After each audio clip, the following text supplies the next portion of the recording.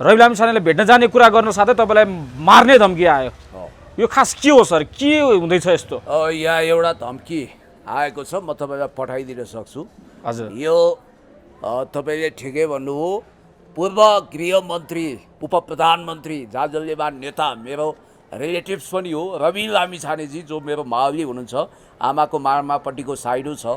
उहाँलाई भेट्न भैरवमा म जानु स्वाभाविक हुन्छ, किनभने मेरो त रगतको नाता छ उहाँसँग। त्यस कारणले गर्दाखेरि पारिवारिक रूपमा पनि जानु छ। स्पेसली रवि लामिछानेजीसँग भेट्न जाँदैछु भनेर के आह्वान गरेका थिए गुन्डाहरू। अहिले तपाईँलाई थाहा छ, सत्य सेवा सुरक्षणमको मन्त्र जप्ने देशभक्त बर्दिवाल नेपाल प्रहरीले गुन्डागर्दी नियन्त्रण गर्न कुनै पनि कसर बाँकी राखेको छैन। गगन थापासँग साँठगाँठ गाँसिएका कैयौँ मान्छेहरू पनि करामजाम भएका छन् र त्यो मेसोमा म जहिले पनि गुन्डागर्दी विरुद्ध उत्रिएको मान्छे। अब यिनीहरूलाई डबल मौका मिल्यो र यिनीहरूले मलाई कुनै न कुनै रूपमा दुई कारण, एउटा त रवि लामिछानेलाई किन भेट्न जान्छस् भनेर होला दुर्सान गर्न खोजेको, दोस्रो कुरो भनेको चाहिँ गुन्डागर्दी विरुद्ध यो देशमा सुशासन हुनुपर्छ, विधिको शासन हुनुपर्छ, भ्रष्टाचार मुक्त समाज हुनुपर्छ, अपराध र हिंसा समाप्त गर्नुपर्छ भन्ने आवाज बुलन्द गरे बापत मलाई पहिला पनि यो जानलेवा हमला भयो, भगवानको कृपा, डाक्टरको इलाज, तपाईँहरूको आशीर्वादले म बाल बचेँ। अहिले यहाँ एउटा नम्बरबाट मलाई विदेशबाट आएको नम्बर हो यो, यसबाट एउटा धम्की के लेखिएको छ सर? त्यसमा के स्पष्ट भन्नुहुन्छ? यसको नम्बर +16140454693।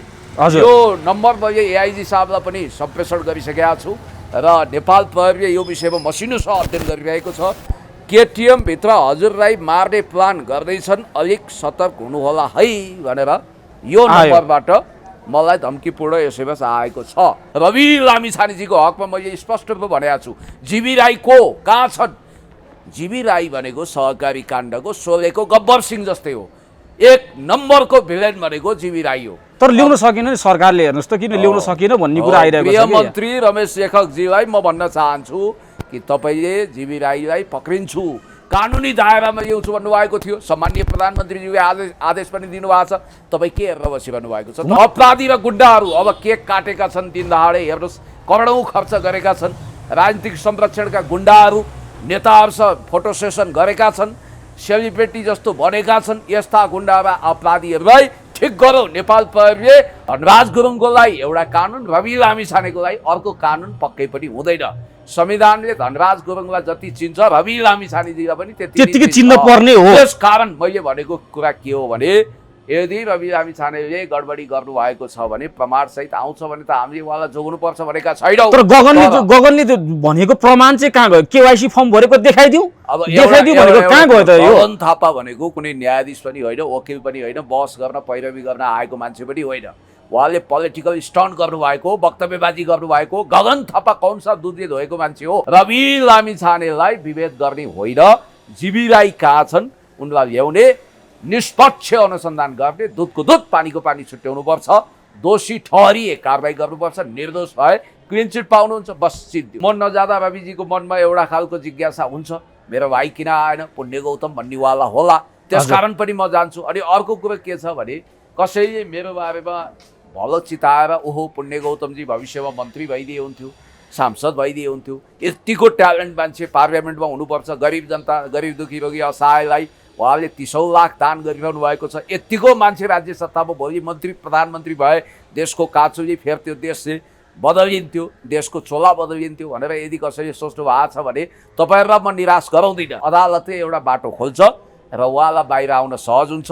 र नेपाल कस्तो देश हो भने नेपाली भावुक छन्, दुःख पाएको देख्न सक्दैनन्। गल्ती गर्ने नगर्ने सबैप्रति यदि उसले दुःख पाएको छ, जेल परेको छ भने मान्छेले त्यसलाई माया गर्छन्। अनि अर्को कुरा के हो भने, ए बाबा अब यहाँ खाने त सबै होलान्, तर त्यही रवि लामिछानेलाई चाहिँ लगेर किन थुनेको भनेर जनताको सिम्पेथी भएको हुनाले जसरी 64 सालमा माओवादीको लहर रोक्न सकिएन, यसपटक हामीले सुशासन पर्याप्त मात्रामा दिन सकेनौँ भने, हामीले जनताको आशा अनुरूप काम गर्न सकेका छैनौँ भने हामी कौन सा गतिमा छौँ? हामी दुधले धोएका छौँ। हामी एकदम स्फटिक हिरामा हिरा कोइनुर हिरा जस्तो नभएको हुनाले हामीले कतिलो काम गरेको भए यस्तो दिन आउँदैन थियो। हामीले सुशासन, विकास, समृद्धिको बहार ल्याएको भए हामीलाई यो खालको गुनासो हुँदैन थियो। अब यसको क्रेडिट 84 को खातामा राष्ट्रपाको खातामा नजाला भन्न सकिँदैन।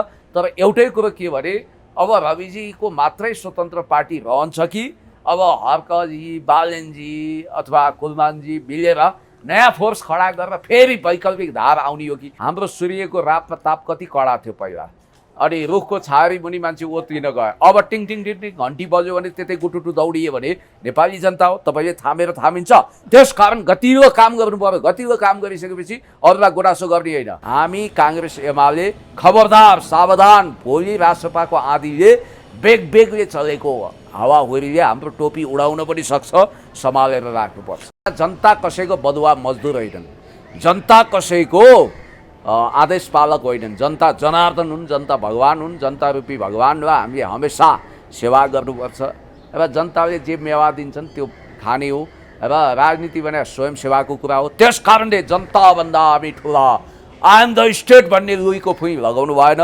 अलेक्जेन्डर दि ग्रेटको जस्तो सान गर्नु भएन। अलेक्जेन्डर दि ग्रेट पनि आधी पृथ्वी कब्जा गरेको, रित्तो हात धरती छोड्नु पर्यो। त्यस कारणले जङ्गेको सान पनि गिरेको देश हो। जङ्गबहादुरका अहिलेका सन्तति मनोहरा खोला नजिकै हेर्नुहोस् त बिजोग अवस्थामा छ। कुनै समयको श्री 3 महाराजको सन्तान हुन् नि तिनीहरू।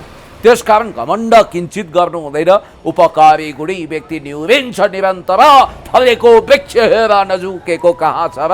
कवि शिरोमणि लेखनाथ पौडेलले त्यसै भन्नुभएको छैन? तपाईँलाई अहिलेको समयमा यो वर्षमा जताततैबाट धम्की बाहेक केही पनि आउँदैन भनेर सामाजिक सञ्जालमा आइरहेको छ।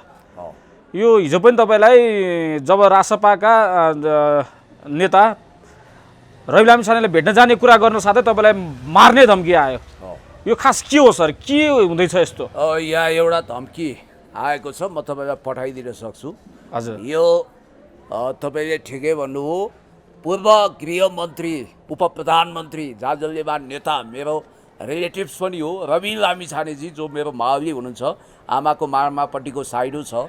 उहाँलाई भेट्न भैरवमा म जानु स्वाभाविक हुन्छ, किनभने मेरो त रगतको नाता छ उहाँसँग। त्यस कारणले गर्दाखेरि पारिवारिक रूपमा पनि जानु छ। फेरि नेकपा एमालेको केन्द्रीय सल्लाहकार परिषद सदस्य, मेरो नातेदार आफन्त ज्वाइँ पर्नुहुन्छ। एकदम इमान्दार व्यक्तित्व, अधिवक्ता पनि हो, कलेज सञ्चालक पनि हो, प्रिन्सिपल पनि हो। मेरो परम मित्र रामहरि सिलवालजीलाई ठ्याक्कै रवि लामिछानेजीलाई जस्तै केस लागेछ। हुनु नखानु छ। उहाँ कुनै सहकारीबाट लोन लिने मान्छे पनि होइन, केही पनि होइन, सहकारीको सदस्य राख्दैछ हो। उहाँको नागरिकता दुरुपयोग गरेर अब सञ्चालकहरू पनि त्यहाँ 5-6 करोड अपचलन भएको रहेछ। त्यो न्युमा उहाँलाई पनि फसाइएको रहेछ र उहाँलाई पनि भैरवा लगिएको छ। सम्भवतः रवि लामिछाने सँगै राखिएको छ र म उहाँहरू दुवैजनालाई भेट्न, स्पेसली रवि लामिछानेजीसँग भेट्न जाँदैछु भनेर के आह्वान गरेका थिएँ? गुन्डाहरू, अहिले तपाईँलाई थाहा छ, सत्य सेवा सुरक्षणमको मन्त्र जप्ने देशभक्त बर्दिवाल नेपाल प्रहरीले गुन्डागर्दी नियन्त्रण गर्न कुनै पनि कसर बाँकी राखेको छैन। गगन थापासँग साँठगाँठ गाँसिएका कैयौँ मान्छेहरू पनि करापजाप भएका छन् र त्यो मेसोमा म जहिले पनि गुन्डागर्दी विरुद्ध उत्रिएको मान्छे। अब यिनीहरूलाई डबल मौका मिल्यो र यिनीहरूले मलाई कुनै न कुनै रूपमा, दुई कारण, एउटा त रवि लामिछानेलाई किन भेट्न जान्छस् भनेर होला दुरुत्सान गर्न खोजेको, दोस्रो कुरो भनेको चाहिँ गुन्डागर्दी विरुद्ध यो देशमा सुशासन हुनुपर्छ, विधिको शासन हुनुपर्छ, भ्रष्टाचार मुक्त समाज हुनुपर्छ, अपराध र हिंसा समाप्त गर्नुपर्छ भन्ने आवाज बुलन्द गरे बापत मलाई पहिला पनि यो जानलेवा हमला भयो। भगवानको कृपा, डाक्टरको इलाज, तपाईँहरूको आशीर्वादले म बाल बचेँ। अहिले यहाँ एउटा नम्बरबाट मलाई विदेशबाट आएको नम्बर हो यो, यसबाट एउटा धम्की के लेखिएको छ सर? त्यसमा के स्पष्ट भन्नुहुन्छ? यसको नम्बर +16140454693। यो नम्बर मैले एआइजी साहबलाई पनि सम्प्रेषण गरिसकेका छु र नेपाल प्रहरीले यो विषयमा मसिनोसँग अध्ययन गरिरहेको छ। केटिएमभित्र हजुरलाई मार्ने प्लान गर्दैछन्, अलिक सतर्क हुनुहोला है भनेर यो नम्बरबाट मलाई धम्कीपूर्ण एसएमएस आएको छ र यो म तपाईँहरूलाई पनि हालिदिन सक्छु। तर तपाईँलाई छ नि पुण्य सर, जहिले पनि तपाईँ सत्यको पछाडि बोलिरहने, बुलन्द आवाज दिने हुने। जब तपाईँ चाहे आफ्नै पार्टीका होस्, चाहे अरू पार्टीका होस्, चाहे अरू जेसुकै तरिकाबाट पनि तपाईँ प्रष्ट बोल्ने वक्ता हुनुहुन्छ। जस्तै तपाईँलाई रवि लामिछानेलाई भेट्न जानको निम्ति तपाईँले जुन भन्नुभयो, रवि आफ्ना मामालीका नाताको कारणले गर्दा म उहाँलाई भेट्न जानुपर्छ भन्ने साथै यस्तो प्रश्न आयो कि तपाईँलाई यस्तो जवाफ आइरहेको अवस्था छ। हो, यो अपराधीहरू के हुँदो रहेछ भने नि, अपराधी भने अपराधी हुन्। म हमेसा भन्छु कि अपराधीको कुनै भाषा हुँदैन, भेष हुँदैन, देश हुँदैन, अपराधी भनेको अपराधी हो, आकाश पाताल धुई पाताल यत्र तत्र सर्वत्र त्रिलोक 14 भुवनबाट खोजेर भने पनि कडाभन्दा कडा कारबाही गर्नुपर्छ। भ्रष्टाचार र अपराधीको जब छेदन गर्नुपर्छ भनेर मैले भनिरहेको बेला मलाई यस्ता थ्रेटहरू आइरहेको छ। तर तपाईँ ढुक्काउनुहोस्, काग कराउँदै गर्छ, पिडा सुक्दै गर्छ, कुकुर भोक्दै गर्छ, हात्ती लम्किँदै गर्छ, बार्किङ डग सेल्डम बाइट्स, भोक्ने कुकुरले टोक्दैन। म यिनीहरूको धाक धम्कीबाट डराउँदिनँ र यिनीहरूले जति पनि मलाई दुरोत्साहन गर्न खोजेका छन् यसबाट उल्टै उनीहरूलाई ब्याकफायर हुनेवाला छ। रवि लामिछानेजीको हकमा मैले स्पष्ट रूपमा भनेको छु, जीवी राई को कहाँ छन्? जीवी राई भनेको सहकारी काण्डको सोलेको गब्बर सिंह जस्तै हो, एक नम्बरको भिलेन भनेको जीवी राई हो। तर ल्याउन सकेन नि सरकारले, हेर्नुहोस् त किन ल्याउन सकेन भन्ने कुरा आइरहेको छ। गृहमन्त्री रमेश लेखकजीलाई म भन्न चाहन्छु कि तपाईँले जीवी राईलाई पक्रिन्छु, कानुनी दायरामा ल्याउँछु भन्नुभएको थियो। सम्माननीय प्रधानमन्त्रीज्यूले आदेश पनि दिनुभएको छ, तपाईँ के हेरेर बसिरहनु भएको छ? उहाँले त हेर्नुहोस् न, जस्तै निर्मला पन्तकै उसमा पनि उहाँले अनसन बस्नुभयो, अहिले सामाजिक सञ्जालमा आइरहेको अवस्था छ। उहाँ निर्मलाको हत्याकाण्ड हुँदाखेरि पनि उहाँ सामाजिक सञ्जालमा अगाडि नै आउनु भएको थियो, जब उहाँ एउटा काङ्ग्रेसका केही एउटा सदस्य मात्रै हुनुहुन्थ्यो त्यो बेलामा। उहाँले गएर अनसन बसेर निर्मला पन्तको हत्यारा चाहिँ अहिलेको सरकारले लुकाइरहेको छ भनेर पनि आवाज उठाउनु भयो। जब रवि लामिछाने गृहमन्त्री हुँदाखेरि बनिएको त्यो छानबिन समिति पनि रद्द भयो। जब गृहमन्त्री रमेश लेखक आउनुभयो, आइसकेपछि उहाँले नै यो कुरालाई ठ्याक्कै बिर्सिनु भयो कि जस्तै रवि लामिछानेलाई त्यत्रो नैतिकताको पाठ पढाउने गृहमन्त्री अहिले आफै गुमगाम किन छन्, चुप किन छन्, उल्टै धम्की दिइरहेको अवस्था छ भनिरहेको छ क्या। यदि मेरो विषयमा कसैले बोल्छ भने म त्यसलाई छोड्ने छैन भनेर रोस्टमबाट धम्की दिनुभयो। हेर्नुहोस् त, अब यसलाई यसरी हेरौँ मित्र, कुरा के छ भने रवि लामिछानेलाई हामीले भगवानै भनेका छैनौँ, दुधे नुहाएको भनेका छैनौँ। तर रवि लामिछानेको विषयमा सत्य तथ्य यथार्थ कुरा त बाहिर आउनु पर्यो नि त। पर्यो नि त्यो प्रमुख मतियारको, सरदारको, भ्रष्टको, अपराधीको भन्ने विषयमा त दुधको दुध पानीको पानी छुट्टिने गरी मसिनोसँग अनुसन्धान गर्नुपर्छ। अब तपाईँलाई मैले एउटा कुरा भनिहालौँ, हिजो उहाँ आवाज उठाउने ठाउँमा हुनुहुन्थ्यो, प्रतिपक्षी बेन्चमा हुनुहुन्थ्यो, उहाँले ल है भ्रष्टाचारी अपराधीलाई कारबाही गरौँ भनेर आह्वान गर्नु हो। जस्तो कि तपाईँसँग अहिले म एक हिसाबले अपोजिसन भएर बोलिरहेको छु, भोलि म त्यो कुर्सीमा पुगेँ भने म पनि गृहमन्त्री प्रधानमन्त्री भएँ भने मैले गुनासो गर्ने होइन, मैले त कानुनको कार्यान्वयन गरेर अपराधीलाई कडाभन्दा कडा सजाय दिने ठाउँमा म पुग्छु। निर्मला पन्तका हत्याराहरू कहाँ छन्, अपराधीहरू कहाँ छन्? भिजिट भिसावाला प्रकरण के भयो? टाइटाई फिस, हत्या यस्तै हुन्छ। हो, अर्को कुरो रवि लामिछानेलाई मानवीयता राखियोस् भनेर मैले भने आउँ, हामीले भन्यौँ, सबैले भनियो। त्यो किन भनियो भने दुनियाँमा लोकतन्त्रमा कठोरभन्दा कठोर सजाय पाएका अपराधीहरूप्रति पनि दया गरिन्छ, त्यही भएर त्यसलाई लोकतान्त्रिक विधि र प्रणाली पद्धति भनिन्छ। हजुर, तपाईँलाई एउटा अनौठो कुरा गरौँ, रवि लामिछानेजी भनेको गर्मीमा पनि 20 डिग्रीभन्दा बढी सेन्टिग्रेड तापक्रम नहुने ठाउँमा हुर्किनु भयो। हजुर, नगरकोट छेउछाउमा हुर्किनु भयो, उहाँको हुर्काइ त्यहाँ भयो। अब अहिले उहाँलाई 45 डिग्री सेन्टिग्रेडमा भक भक भक भक भक उमालेको जस्तो मौसममा लगेर त्यहाँ भैरवाको कारागारमा राखिया छ भन्ने बित्तिकै उहाँलाई काठमाडौँ सरुवा गर्न के गाह्रो भयो? अपराधी र गुण्डाहरू अब केक काटेका छन्, दिन दहाडे हेर्नुहोस् करोडौँ खर्च गरेका छन्, राजनीतिक संरक्षणका गुण्डाहरू नेताहरूसँग फोटो सेसन गरेका छन्, सेलिब्रेटी जस्तो बनेका छन्। यस्ता गुण्डा वा अपराधीहरूलाई ठिक गरौँ। नेपाल प्रहरीले अहिले झरो किव उखाल्न खोज्दा म सुन्दैछु राजनीतिक पहुँचमा प्रभावको आधारमा प्रहरीलाई ठेगी नसक्नुको फोन गएको छ। म भन्न चाहन्छु के तपाईँ र अपराधी र भ्रष्टाचारीहरूलाई संरक्षण गर्न चाहनुहुन्छ?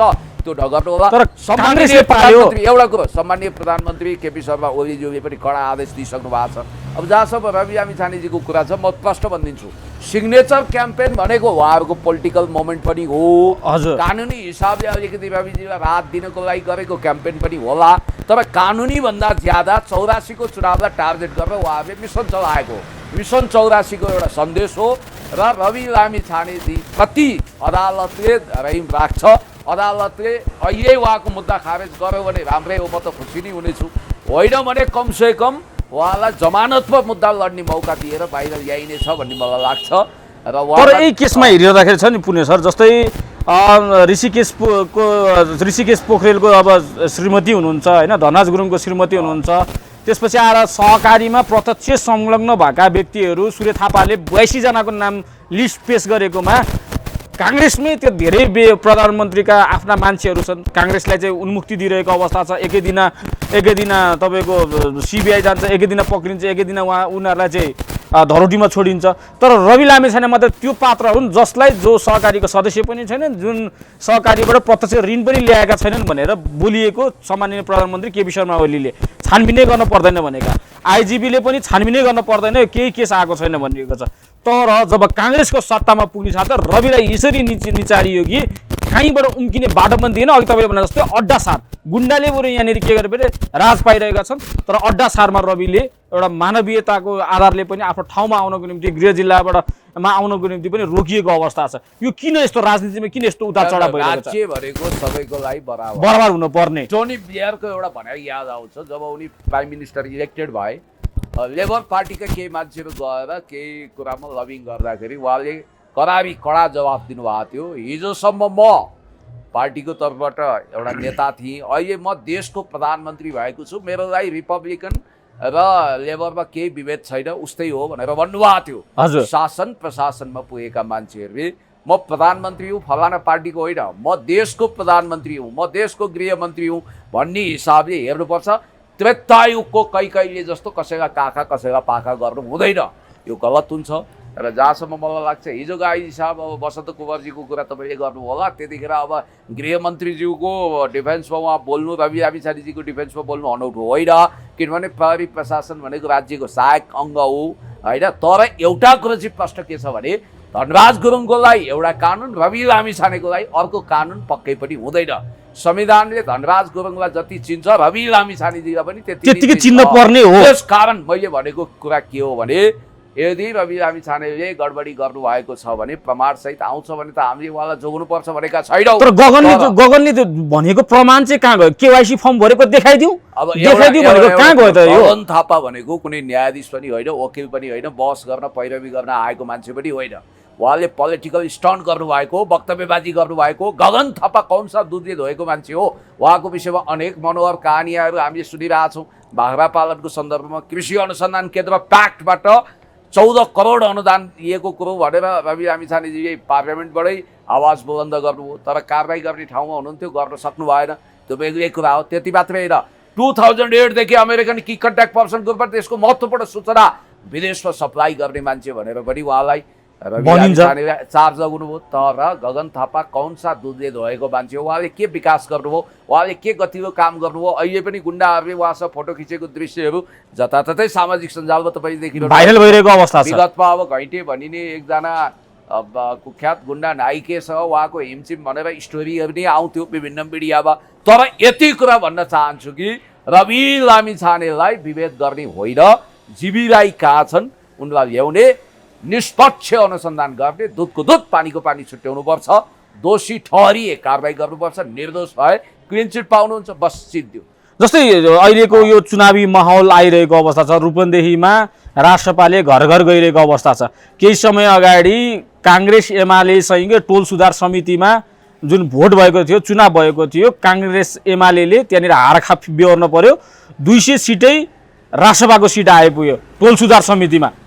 र अहिले जेल बाहिरदेखि लिएर घर दैलो कार्यक्रममा पनि राष्ट्रपाको उत्तिकै क्रेज बढिरहेको अवस्था छ।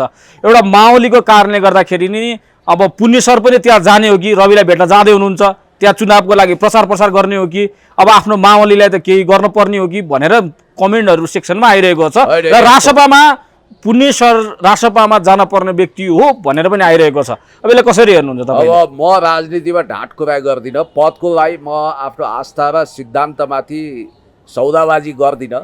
म चाहे यसको लागि जतिसुकै मूल्य चुकाउनु किन नपरोस्, मैले जीवनमा हिंसा गर्दिनँ, भ्रष्टाचार गर्दिनँ, झुट बोल्दिनँ, पापाचार गर्दिनँ, म भ्रष्टाचार गर्दिनँ, अनियमितता गर्दिनँ, राष्ट्रवादी हुँ, देशभक्त हुँ, म त्यो ढङ्गले अगाडि बढ्छु। भविष्यको कुरा देखा जाएगा। तर अहिलेको लागि म के भन्छु भने नेकपा एमालेको तर्फबाट उठ्ने क्यान्डिडेटलाई जिताउनु पर्छ भनेर अपिल र आह्वान गर्नु मेरो कुरा हो, मेरो धर्म हो। राजनीतिक चिन्तन अलग कुरा हो, मानवीयता र पारिवारिक नाता अलग कुरा हो, अलग रूपमा हेर्नुपर्छ। अब मेरो आमाको मावली हो, म नजाँदा रविजीको मनमा एउटा खालको जिज्ञासा हुन्छ, मेरो भाइ किन आएन, पुण्य गौतम भन्नेवाला होला, त्यसकारण पनि म जान्छु। अनि अर्को कुरो के छ भने कसैले मेरो बारेमा भलो चिताएर ओहो पुण्य गौतमजी भविष्यमा मन्त्री भइदिए हुन्थ्यो, सांसद भइदिए हुन्थ्यो। यतिको ट्यालेन्ट मान्छे पार्लियामेन्टमा हुनुपर्छ, गरिब जनता, गरिब दुखी रोगी असहायलाई उहाँले 30औं लाख दान गरिरहनु भएको छ। यतिको मान्छे राज्य सत्तामा भोलि मन्त्री प्रधानमन्त्री भए देशको काचुली फेर त्यो देश बदलिन्थ्यो, देशको चोला बदलिन्थ्यो भनेर यदि कसैले सोच्नु भएको छ भने तपाईँहरूलाई म निराश गराउँदिनँ। ढिलो चाँडो त्यो दिन आउनेछ जुन दिन तपाईँहरूले मलाई जुन स्थानमा देख्न चाहनु भएको हो त्यो स्थानमा म पुगौँला। तर कुरा के भने व्यक्तिले पद पायो कि पाएन, व्यक्ति ठुलो भयो कि भएन भन्ने होइन। सवाल मैले रवि लामिछानेजीको सवालमा मैले भनेको कुरा एक मात्र के हो भने रवि लामिछानेलाई हामीले देवत्वकरण गरेका होइन, दैत्य पनि बनाउनु भएन क्या। या ठुल्ठुला घोटाला गर्ने, ठुल्ठुला अपराधी, भ्रष्टाचारी, कुख्यात मान्छेहरू फोक्का फाल छाती फुलाएर हिँडेको बेला एउटा रवि लामिछानेलाई कति जाँतोमा पिन्दे। उहाँको बारेमा अब मलाई जहाँसम्म लाग्छ अदालतले एउटा बाटो खोल्छ र उहाँलाई बाहिर आउन सहज हुन्छ।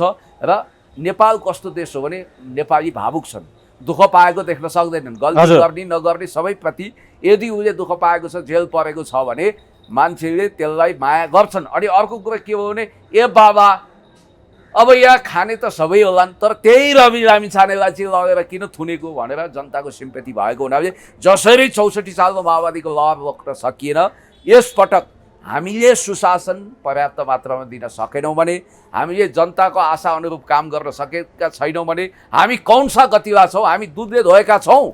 हामी एकदम स्फटिक हिरामा हिरा कोइनुर हिरा जस्तो नभएको हुनाले हामीले कतिलो काम गरेको भए यस्तो दिन आउँदैन थियो। हामीले सुशासन, विकास, समृद्धिको बहार ल्याएको भए हामीलाई यो खालको गुनासो हुँदैन थियो। अब यसको क्रेडिट 84 को खातामा, राष्ट्रपाको खातामा नजाला भन्न सकिँदैन।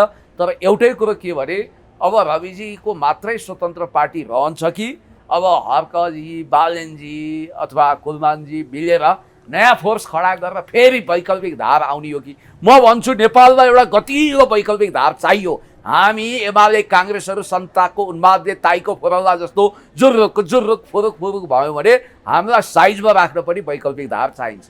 प्रतिपक्षको लागि त केही न केही त एउटा खबरदारी त चाहिनु पर्ने अवस्था हो नि त। जस्तै एमाले सत्तामा भयो भने काङ्ग्रेस प्रतिपक्षमा हुनुपर्ने होइन, अब काङ्ग्रेस सत्तामा भयो नि एमाले चाहिँ प्रतिपक्षमा हुनुपर्ने एउटा ठुलो पार्टी हुनुपर्ने जुनसुकै ठाउँमा पनि राजनीति गर्दा कसले खबरदारी गर्ने? अहिले यस्तो तपाईँले भनेको कुरा के होला भने मल्टी पार्टी डेमोक्रेटिक सिस्टममा कोही प्रलय अथवा विशिष्ट क्षण बाहेक अन्य क्षणमा चाहिँ लार्जेस्ट पार्टी सत्तारूढ र अर्को पार्टी चाहिँ अपोजिसनमा हुन्छ अथवा जसले बहुमत सिद्ध गर्न सक्छ। फर्स्ट र सेकेन्ड पार्टी एकसाथ सत्तामा जाँदैनन् भन्न खोजेको होला होइन, सायद त्यो कुरामा दम होला। अब नेपाल समीकरणको राजनीतिमा अगाडि बढिरहेको छ, त्यस कारणले गर्दाखेरि अब यो पछि शेरबहादुर देउवाजीले जुङ्गामा ताउ लगाएर बसिरहनु भएको छ। जुङ्गा त छैन तर गाला मुसारिरहनु भएको छ। त्यसैले मैले तपाईँलाई भन्न खोजेको सत्ता के को लागि? आफ्नो लागि? यहाँ त आफ्नै लागि भयो। सत्तामा जाने मान्छेहरू मानवीय हुनु पर्यो, करुणाशील हुनुपर्छ, देश जनताप्रति उत्तरदायी हुनुपर्छ, देशको मुहार बदल्नुपर्छ, आफ्नो भुँडी भर्ने, आफ्नो 10 पुस्तालाई पुग्ने सम्पत्ति थुपार्ने यस्तो काम नगरियोस्।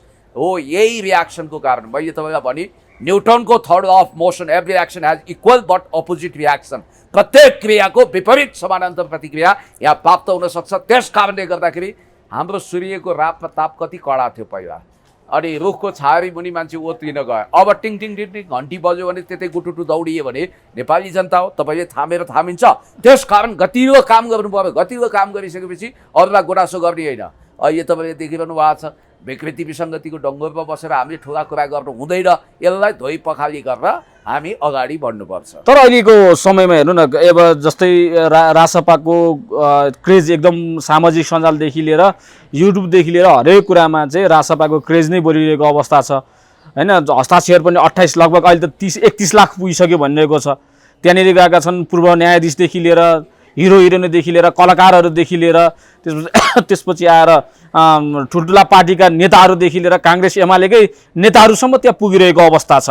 यही लहर आयो भने रासपातिर तपाईँले भने जस्तै माओवादीमा जुन क्रेज एकचोटिको भत्तै गएको थियो त्यो रासपामा नजाला भन्न सकिन्न भनिन्छ। अब रासपाको सबभन्दा ठुलो प्रब्लम भनेको रासपामा रवि लामिछाने बाहेक राजनीतिक व्यक्ति, रवि लामिछानेलाई त राजनीतिकै मान्नु पर्यो किनभने उहाँ अब उप प्रधानमन्त्री हुनुभयो, गृहमन्त्री हुनुभयो, पोलिटिक्समा आइसक्नुभयो। त्यो बाहेक अरू अलिक केटाकेटी स्वभावका मान्छे धेरै छन्। तपाईँलाई एउटा इन्ट्रेस्टिङ कुरा बताइदियो, रासपाको अहिले चामल पिठो पनि बिकिरहेको छ, अरूको बासमती धानको चामल पनि बिकिरहेको छैन।